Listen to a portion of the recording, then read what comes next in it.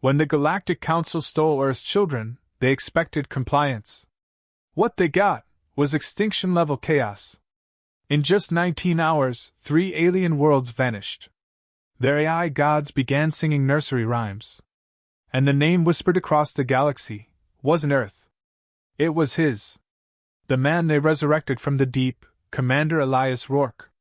And he had one message: we don't do mercy. We do memory. The doors to the Galactic Citadel opened with a hymn of light and machine song, so beautiful it could have belonged to angels. But no angels came through, only children. 5,000 of Earth's brightest, clothed in white ceremonial robes, walked down the silver corridor flanked by towering alien elites. The audience chamber was packed with members of the Concordium. Dozens of species, hundreds of flags, none human. Above, a lattice of crystalline drones broadcast the event live to 500 planets. On Earth, screens lit up across continents. Parents held their breath. Teachers stood still.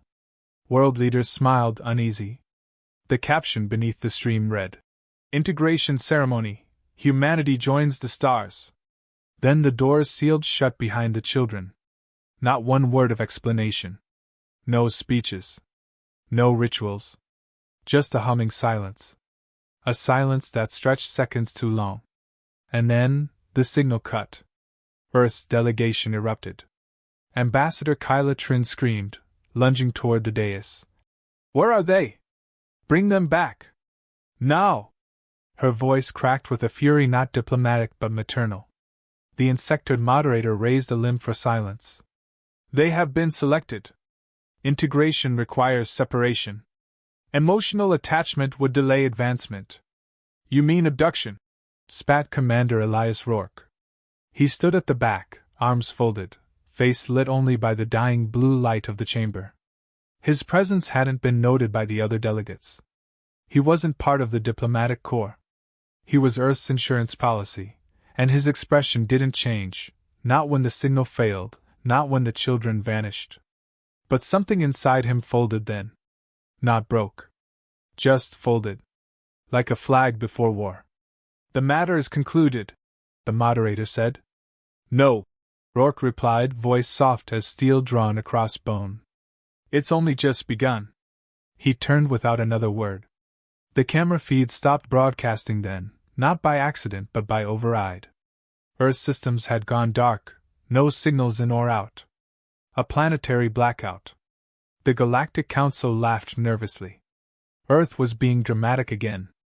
20 hours later, a binary message appeared on every galactic channel: Dirge Protocol initiated. At 0320 GCT, Ankara 4, a Council Trade World and Data Core Vault. Lost orbital alignment. No warning, no hail, just a blinking light in their atmosphere, mistaken for debris. It wasn't. The asteroid split mid-air, raining spores that grew before hitting the ground. Not biological life. Something worse. Engineered Terran fungus, dormant in vacuum, activated in carbon-rich environments. It digested silicon. The ground boiled, cities collapsed into ash and slime. Ankara 4 became a grave of static.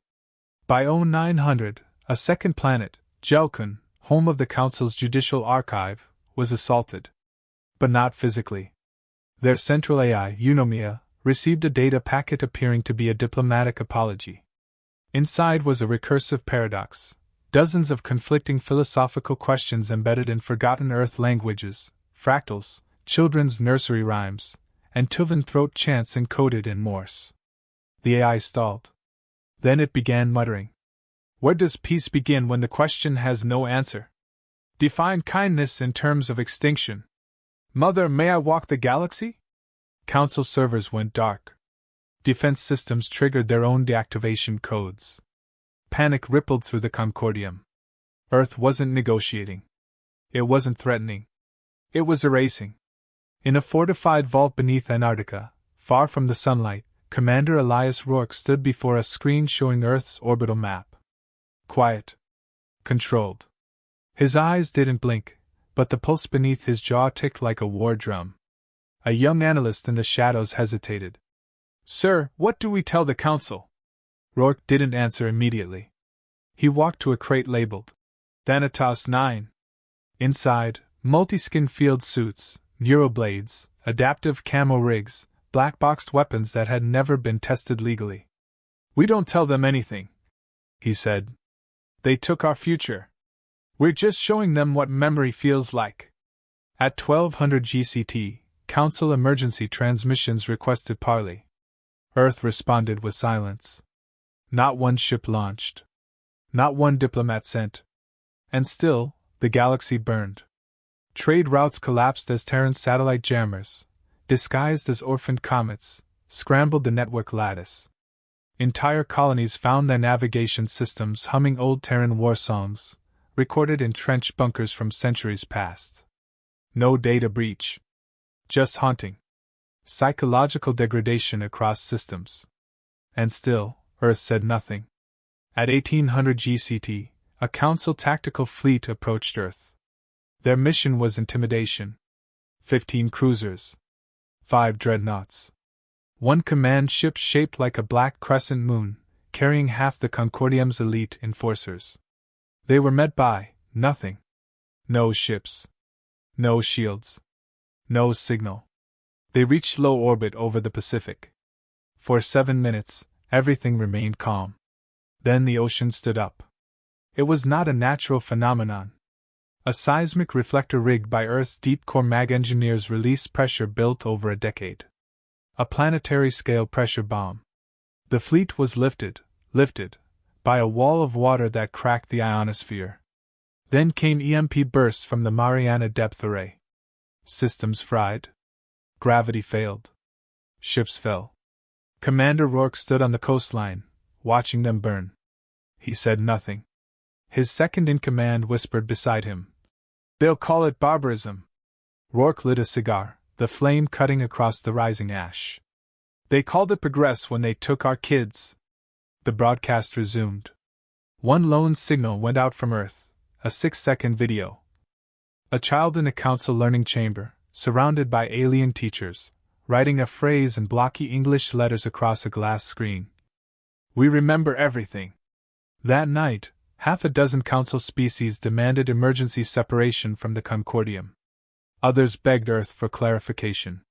They got one. Rourke's voice. Calm. Recorded. "You wanted to teach our children. We taught them instead. Memory, pain, and how to return." Then silence.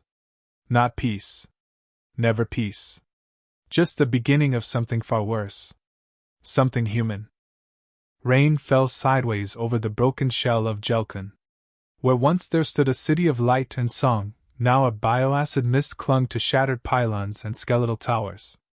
Organic slime hissed on metal as it digested the last remaining servers of the planet's judicial lattice. Somewhere beneath the crust, the cries of machine intelligences still echoed, locked in logic loops and digital nightmares they'd never escaped from. Commander Elias Rourke didn't smile as he watched the footage. His face remained a slab of calm fury, eyes focused, shoulders squared beneath the matte black bulk of his exoskin. He stood in the Arctic CIC, Command Ice Core, miles below the tundra, where Earth's final war contingency, Thanatos 9, had slept. Until now. A low beep echoed from the main holotable. The room dimmed. Transmission incoming. Council frequency. Encrypted. Arrogantly still believing it could command Earth's attention. Rourke didn't answer. He flicked a gloved finger, and the message spilled open on screen. A wrinkled, silver-skinned diplomat with vertical pupils bowed stiffly. "Commander Rourke. We acknowledge Earth's pain. We request a ceasefire and formal dialogue under the high accord of civilized space." Rourke leaned forward, resting one arm on the table. "Civilized space?" He turned to Lieutenant Vera, human, Mars-born, scars across her throat from the methane riots. "You hear that, Lieutenant? They think we're part of their club." Vera's lip curled. "We're not even furniture in their club." Rourke tapped the screen, freezing the alien's image mid-blink. "Tell me what that face saw. Right before the signal cut." Vera scrolled the last satellite packet. "He was watching Operation Dirge Phase 2. Which part?" "The message dump," Raw Terran War Archive. All of it. Good, Rourke said, standing. Then he knows. We've already answered. The message vanished. A silence returned to the room that wasn't peaceful. It was the weight of something enormous breathing in the dark. 3 hours later, Council reinforcements reached the shattered Ankara orbit. What they found was worse than absence. They found survivors, Council soldiers floating in zero-G, twitching, screaming gibberish in languages no Council species spoke. Some were laughing. Others whispered Earth nursery rhymes. One scout ship recorded a Council Marine carving Terran coordinates into the bulkhead of his own escape pod with a broken tooth. Earth hadn't just destroyed. It had infected. Back on Earth, the wind howled over the ruins of what used to be the Geneva space dock. Rourke stood in what remained of the platform's upper deck, gazing up at Earth's sky. Drones hovered in silence, scanning the upper atmosphere. One of them blinked red. Confirmation. Council fleet entering high orbit. 15 ships. Dreadnoughts. Heavy plasma. Let them come, Rourke muttered. Vera joined him, eyes tracking the incoming data. That many ships, they think we'll be intimidated. No, he said. They think we'll surrender. That we'll beg. They still think like kings. Above, the sky rippled. A sonic bloom flattened the clouds as Council ships breached upper orbit. A message screamed through civilian bands. People of Earth, lay down arms. This is not a war. It is a correction. Rourke tapped his earpiece. Activate the gate. Vera hesitated. Sir, that'll cook every Council ship within the troposphere. Good. Send the invitation. With a nod, Vera triggered the pulse. Above the Pacific Rim, hidden in an undersea trench, the Leviathan Gate began to awaken. Powered by geothermal vents and quantum phase batteries, it released an EMP so precise, it rewrote orbital code before the Council AI could detect it. All ships went dark. Every dreadnought fell silent, lights out, weapons dead, guidance gone. In the silence, Earth's retaliation began. From underground hangars, suborbital rail pods launched, not ships, but high-velocity rods wrapped in carbon armor and silence. No engines. Just speed. Each one punched through a Council vessel like a spear through wet paper. One crashed into the command ship's bridge. Through their final feed, the last image recorded was a Terran flag. No stars, no stripes, just a black handprint over a red circle. Back at the Geneva ruins, Rourke exhaled slowly as the skies lit up. One by one, ships exploded. Not in flames, vacuum has no fire, but in flares of light so sharp they cast shadows across continents. They'll call us monsters, Vera whispered. Rourke didn't look away. Then let them pray to us. Within the hour, Council networks screamed in disarray. Civilian riots broke out on multiple core worlds. Galactic citizens began asking one question. If this is what humans do for their children, what do they do for revenge? In the fallout, the Council attempted to regroup. On the moon Alaris, a war council was formed in haste. 53 species gathered under one roof, telepathic strategists, cybernetic commanders, and battle-forged war priests. They argued. They plotted. They screamed. And then the room fell quiet. The central feed crackled. No one had activated it. The screen turned black. A low hum played, the unmistakable thump of an old Terran drumbeat. War rhythm. A voice, calm, familiar, cut through the tension. Rourke. This is not peace. This is not negotiation. This is memory. We are not fighting for territory. We are not fighting for glory. We are fighting because you forgot one simple truth. You don't touch what's ours. You stole our children. We're stealing your history. Enjoy the silence. The screen died. Panic erupted. Half the War Council attempted to flee. Some collapsed, minds broken by what they just heard. Not the words, the rhythm. The beat. A mimetic trigger seeded into the message, activating ancient fear responses. Their bodies remembered even if their species had never heard it before. Back on Earth, Rourke walked alone through a hallway lit by the red glow of alert status. Every step echoed like a funeral march. He passed by walls lined with faces, photographs of the taken. Children with backpacks. Smiling. Dreaming. Gone. He paused before one image, a girl with curly hair and a missing front tooth. His daughter. He touched the glass. I told you I'd bring you home. And somewhere, far across the galaxy, a girl sat in a council chamber, drawing in silence. On the table, a picture of a planet. Earth. Wrapped in fire and fists. The silence in orbit was a lie. To the council, the void looked empty, no heat signatures, no weapons fire, no fleet. Just the curve of Earth below, blue and silent like a forgotten prayer. But Commander Elias Rourke knew better. Silence wasn't absence. It was intent. And Earth's intent had teeth. He stood alone in a hollowed-out chamber beneath the Andes, tethered to a neurospinal interface that linked his thoughts to dozens of dormant kill systems buried deep in the crust of the planet. His eyes scanned the HUD scrolling across the dark glass in front of him, Council flagship positions, thermal gaps in orbit, patterns in the silence. Rourke didn't speak. He simply waited. A Council dreadnought broke formation.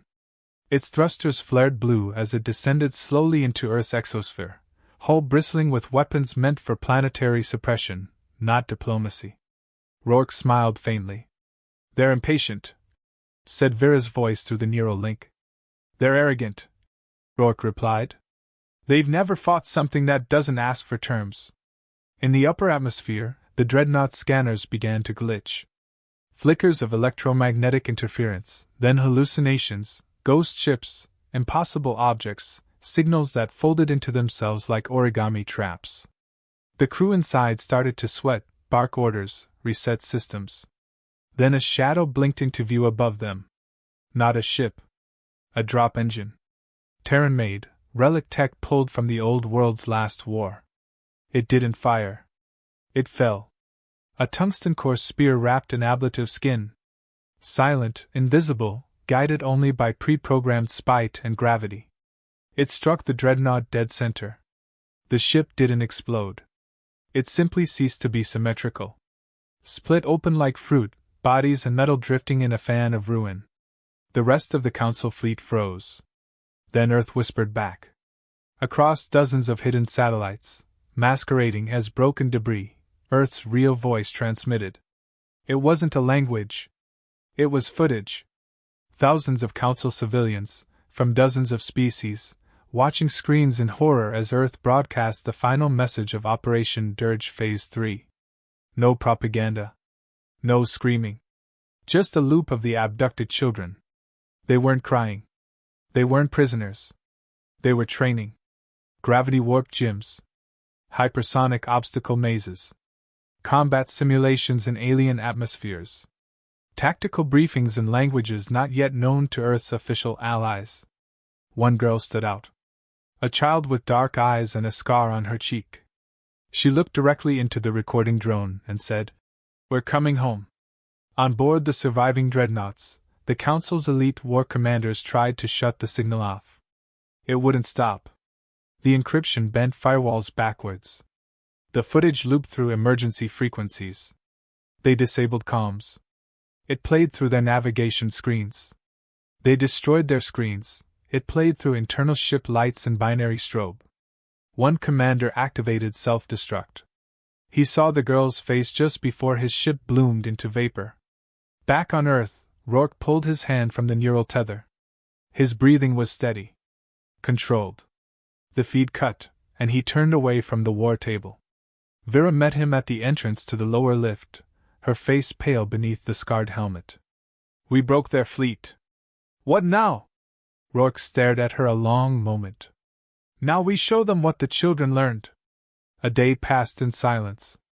No retaliation. No calls. The Council was bleeding, humiliated, uncertain, splintered. Then came the broadcast. A single voice, broken, desperate. Council Strategos Vornak Thel, a war hero from the Scourge Wars, now reduced to a panicked emissary. "Human Commander, Rourke, this is not a war. This is madness. We propose a treaty. A full investigation. Restitution. Anything. Just stop. Rourke watched the message in a darkened room beneath the surface of the Greenland Core Labs. He sat on a bench made of scorched metal, the wing of a Council gunship from the first contact skirmish. The lights flickered.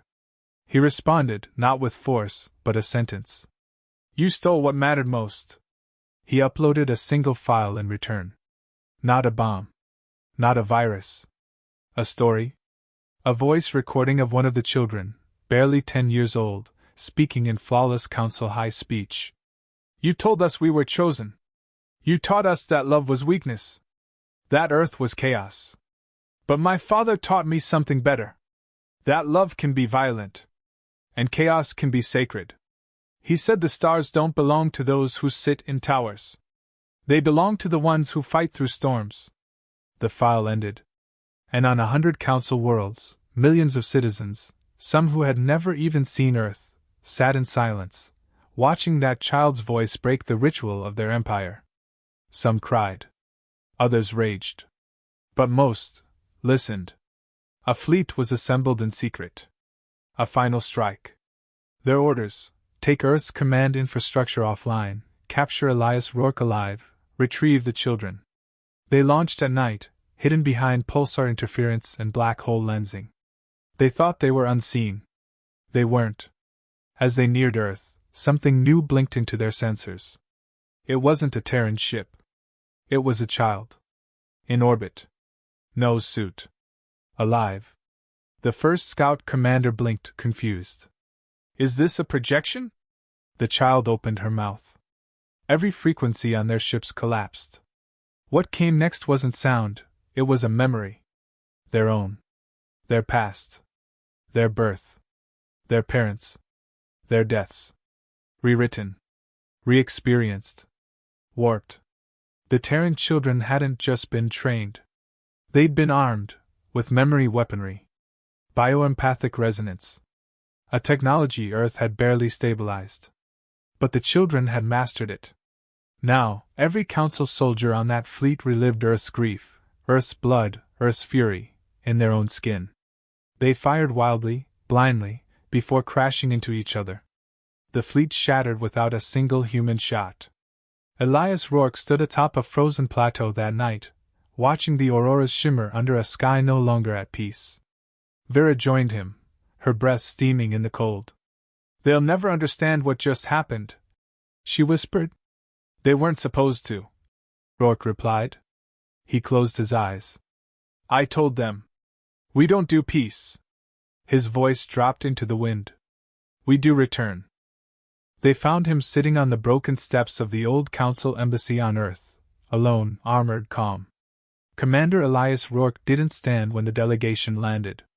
Their shuttle hissed steam as it settled on scorched concrete, its hull still bearing the insignia of the Galactic Concordium, cracked and faded now like a forgotten monument.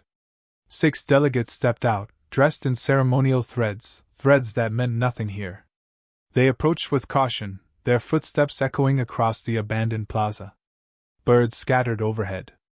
The ash that had once been a garden now clung to the edges of their robes. The lead diplomat, a tall avian from the Zelian Dominion, raised a translator node to its throat. Commander Rourke, we are here to negotiate cessation. We request a full accounting of Earth's demands in exchange for... No, Rourke said without looking up. You're not here to negotiate. You're here because everything else you tried failed. The second delegate, a psionic from the Krell Syndicate, stepped forward. We acknowledge losses. Miscalculations. The abduction of your young was not intended as harm, but a cultural imperative. They weren't your right to take. Rourke cut in, rising slowly. You thought you could break us by taking what we value most. You didn't understand. That's what made you weak. You thought Earth was a planet. Earth is a wound. And you cut deeper. He stepped down the last stair, the crunch of his boots silencing the alien voices. His armor bore the names of every major Terran war carved into the plating, each letter hand-etched, uneven but sharp. The Zelian tried again. What do you want? Rourke stopped inches from him. We wanted to be left alone. You forced unity. You taught every tribe, every fractured banner on our world to agree on one thing: you must fall. The Krell's eyes darkened. Then tell us what we face. What is Earth now? Rourke nodded toward the sky. Above, the clouds split open, not naturally, but through directed atmospheric sculpting. A Council stealth satellite had been hijacked hours earlier, its visual feeds rerouted, and now displayed a loop of what the Council feared most. Footage from within their own halls. Their citizens, alien, diverse, terrified, kneeling. Not to Earth, but to Earth's children. Teenagers, born on Earth, trained in exile, now returned. Fluent in alien dialects. Experts in galactic law. Dressed in council robes, walking through the corridors of planetary parliaments, rewriting legislation by hand. Not by vote. By authority. One child placed a flag down in a governor's chamber. Not Earth's flag. A new symbol, black hand, red circle, 2 stars cracked in half. Beneath it a phrase. We don't forgive. We don't forget. We become. Rourke watched as the Zellian's feathers twitched. You see it now. The delegate whispered, almost to himself. You didn't take them back. No, Rourke said. We sent them forward. The Krell turned, trembling. This is cultural assassination. This is infiltration. This, Rourke said, stepping past them, is correction. A silence followed. The delegation watched as New Earth transports cut across the sky, silent, sleek, running without Council beacon codes. The Council had tried to block them from re-entering their systems. The children rewrote the language of access.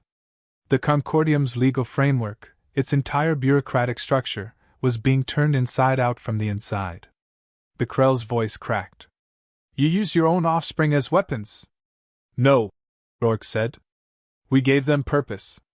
The delegation retreated back to their shuttle, silent, defeated. They did not fly off immediately. One delegate remained, an elder from the Merclade, a race that had once voted to deny Earth membership in the Concordium entirely. He approached Rourke with something resembling reverence. There was a time we believed humanity would consume itself before it reached the stars, the elder said. Now I see you never needed stars. You needed memory. Rourke nodded slightly. Pain is a teacher. The elder tilted his head. What will you do when there's nothing left to burn? Rourke looked toward the horizon. The wind was warm now. Ash had turned to soil in some places. Life was returning. When that day comes, he said, we'll teach. We'll build. But only after we've made sure no one forgets how this began. He turned back to the embassy stairs, sat, and watched the shuttle rise into the sky without sound. He didn't speak again. Not for hours. Later, he stood inside Earth's command archive, a memory vault buried so deep it existed between tectonic plates. There, a recording played on loop. Not war footage. Not threats. A girl's voice, his daughter's. She sang. Just a lullaby. One he had taught her before the abduction. Now it was encoded in half the Council's AI frameworks. A harmless song. But when played, it activated pathways, opened files, injected code. It was beautiful. And fatal. Vera stood behind him, reading the data from a memory slate. 3 Council factions have dissolved. A 4th joined us voluntarily. They're calling it the Concord Break. Rourke didn't answer immediately. Sir? I hear the song sometimes, he said, still staring at the girl's face on the screen. When I'm alone. Like she's still here. Vera softened. In a way, she is. Everywhere. Rourke nodded. That's what they never understood. Our pain doesn't end. It becomes something. That's why we win. A chime echoed through the vault. A new message had arrived. Not a threat. A plea. The High Speaker of the Council had requested an audience. They wanted peace. Rourke stared at the message, then slowly reached for the response terminal. He typed 4 words. Let the children answer. And send it. The broadcast reached every corner of the galaxy. Not through sanctioned channels, but through hijacked satellites, weaponized comm bursts, and the very networks the Galactic Council once used to enforce order. Every world, from core sectors to fringe colonies, received the signal. It did not begin with Earth's flag. It began with a child's voice. "I remember the day you took me." A girl's face appeared on screen. Her voice was steady, unblinking. Behind her, an alien skyline, council architecture, unmistakable. But she stood in front of it like it belonged to her now. "I remember your hands. Cold. Clinical. I remember being told my family was an obstacle to my potential. You told me my world was savage. That we could be better, if we forgot who we were." She leaned forward. "We didn't forget. We evolved." The feed splintered into thousands of faces.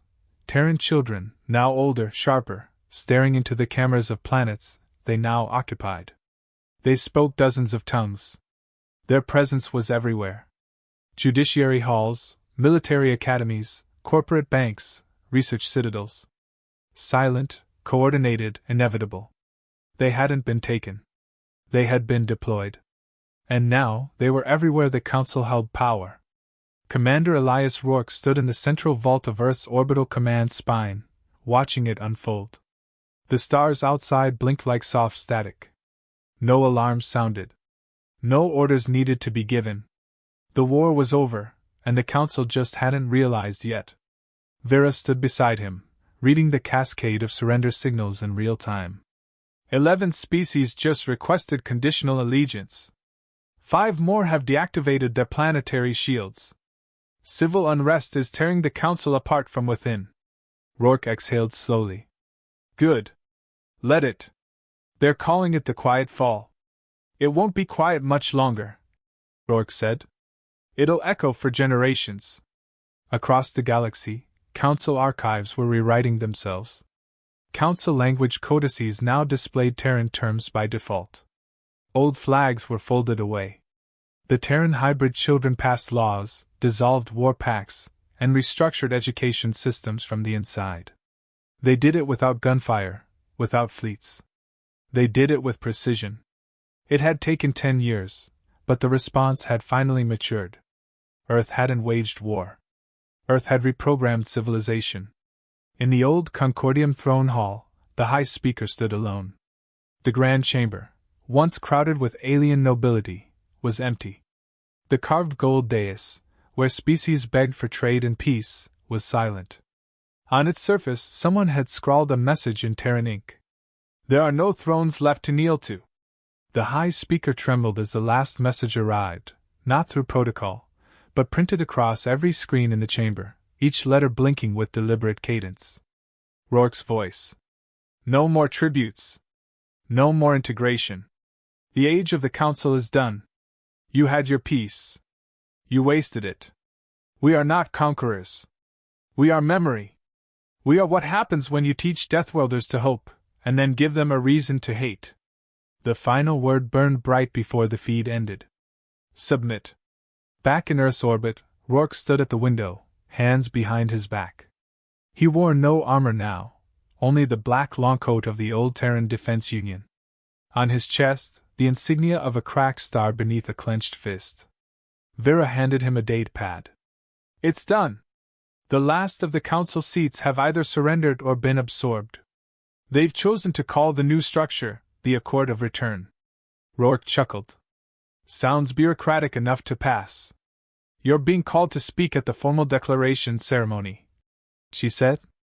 They want you to crown the new Accord's leader. They want it to be you. Rourke's eyes narrowed.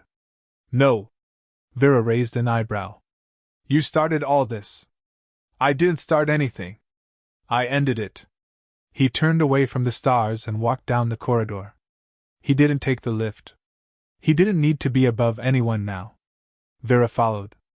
So who should lead? He didn't stop. The children. A shuttle waited on the lower platform. No guards. No press. Just a quiet hum and a cleared path. He entered alone. Hours later he walked through a garden. Not Earth's. One of the Council worlds, now rebuilt. The air smelled different here, too clean, like a memory of a place trying to be forgiven. The wind moved through silver-leaved trees. And then he saw her. A young woman now, not a girl. The same eyes, same scar on her cheek. She turned as he approached, a quiet smile playing at the corner of her lips. "Thought you'd wait until the cameras were off," she said. "I don't like speeches," he replied. She motioned to the bench. He sat beside her. "They don't remember much of the old council," she said softly. "The people I work with now, they were barely part of it. It's like they inherited a lie." "They did," Rourke said. "But we made sure they wouldn't pass it on." She leaned against him, her head on his shoulder. "You ever wonder if it was too much?" "No." His voice was calm. "It was just enough." They sat in silence, surrounded by the very world that once helped steal her away. Now reformed. Now under her care. "You know," she said. "Some of the others, they call you a myth." He smiled. "Good. Myths don't age." The sun dipped low over the alien skyline. And somewhere, deep beneath the soil of this once foreign land, new roots grew, planted not in conquest, but in the ashes of justice. Earth had not just responded. It had rebuilt the galaxy. And it would never forget.